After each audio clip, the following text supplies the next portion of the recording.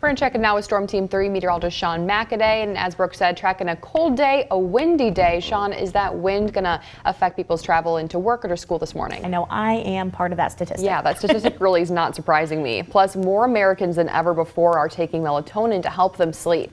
KIMT News 3's Alex Dieter joins us live from Mayo Clinic with what health experts are saying about why the pandemic has affected our sleep habits. Alex, good morning. Good morning. I'm Annalise Johnson. And I'm Alex Dieter in for Brooke McKivergan. Thank you so much for watching KIMT News 3's Daybreak. Today is Tuesday, March 1st. The time is now 4:30, and some of us are waking up to a little bit of rain this morning. Now, U.S. lawmakers are talking about banning Russian oil. Such sanctions would target a major Russian industry, but could also cost average Americans more money. KIMT News 3's Alex Dieter is here to show us the impact this could soon have on our wallets. Alex, good morning. Looking ahead to this weekend, this Sunday, daylight saving time begins, so we're all planning to spring forward an hour, which also means unfortunately losing an hour of sleep. We could all use a little bit of good news this morning.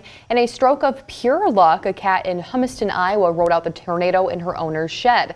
This is all that's left of the shed. Take a look here. COVID-19 cases have been continuing to decline in Olmsted County over the last few weeks, but the county still remains at a high community transmission level. Let's check in now with Storm Team 3 meteorologist Sean McAday, who's tracking another cold day, but a warm-up is in sight. As the battle for Ukraine continues to heat up, Rochester residents are showing their solidarity by purchasing Ukrainian flags. However, one MedCity shop is having a tough time keeping up with the demand. Lee Herald owns and operates Herald's Flags. TPS designation is expected to benefit more than 75,000 Ukrainians in the United States, according to DHS, including those on temporary student, tourist, or business visas. Regular season games could be called off for the first time since 1995. Imagine going to a baseball game right now. Yeah. Honestly, that video with the green grass makes me so excited for spring and so excited for summer. Makes me want a hot dog. Yeah, same. Construction of the Preston Veterans Home begins today. The Minnesota Department of Veterans Affairs, lawmakers, veterans, and other community members came together at the future site to break ground. Good morning and welcome to Preston. The groundbreaking of the Preston Veterans Home is a moment Preston has been waiting for years. Lobbying for the home began in 2013, but the project really took off after Minnesota legislative approval in 2018. This bean field built on this site, this cornfield. I've been covering the stories of the home's progress ever since. Proudly we hail. Preston is honoring its promise of being a veteran-friendly community. Preston is unique. You here in Preston are the only community that has a veteran cemetery and will soon have a veterans home. So it's fitting today that we're here to say we will care for those for eternity who've left this world, but we're also going to do the same thing for those who are still here. Bright stripes and bright stars. Ron Scavell and Don Gildner are two veterans who have worked tirelessly at the local level to make the Veterans Home a reality. Scavell views the groundbreaking as a promise kept, one he made to himself when he was serving in Vietnam. I try to do something maybe a little helpful to a fellow veteran or maybe a group. And I think for me, this project is the keeping that promise or culmination of the promise I made myself back then.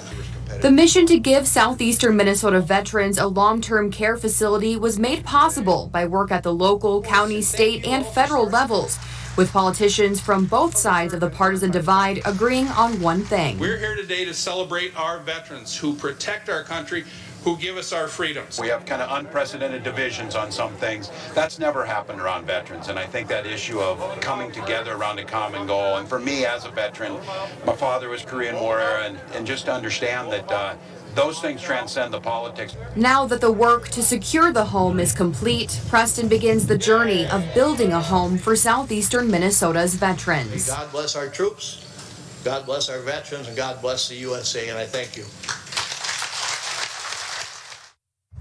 The Minnesota Department of Veterans Affairs is looking to hire staff for the Veterans Home. It expects to create at least 100 new jobs in Fillmore County. The goal is to open the home in 2023.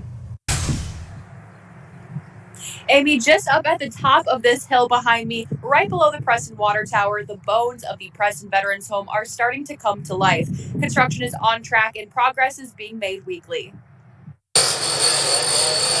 The foundation is laid, some of the framework is up, and roof trusses will be set later this week. From now till probably May, we'll be setting roofs on this end portion of it, and in May they'll start seeing the brick and the exterior start going on here. The shingles will be on the roof by then at that point. After years of hope and anticipation to build a veterans home in Preston, the home is taking shape about 5 months into construction. Project executive and Preston native Derek O'Connor showed me around the site. It really means a lot to be just the economic impact of a project like this locally, and to be able to say, you know, instead of just, you know, working up in Rochester all the time, when it's my hometown, say, you know, drive by and say, I built that one right here. The community is excitedly watching for developments on the north side of town. Community members are really excited, especially our veteran population, because they're the ones who, you know, went to the Capitol, asked for the big ask, and worked on this project for so long. It was chilly at the construction site today, but O'Connor tells me the mild past few months have worked in the project's favor. National supply chain issues have caused some snags, but Knutson Construction is thinking ahead to prevent future issues. We're not scheduled to be done for over a year, but we're looking at what are the products we need at the end of the project, just to make sure that everything is on order now, so that we don't run into any more hiccups. While the construction workers make progress on the project, the city is prepping for its opening. We talk about it a lot in our Chamber of Commerce meetings, like how can we prepare for this? This is 100 new jobs coming into our city. We're working on things like housing, and we'll be working with the Department of Veterans Affairs on some workforce too, because we know there's obviously quite a workforce issue already, and so we need to figure out how we can help with that. There's a webcam installed on the water tower looking over the construction site. It takes a photo every few minutes. If you'd like to keep an eye on progress being made here, I'll have a link for that on our website, kimt.com. Live in Preston, Annalise Johnson,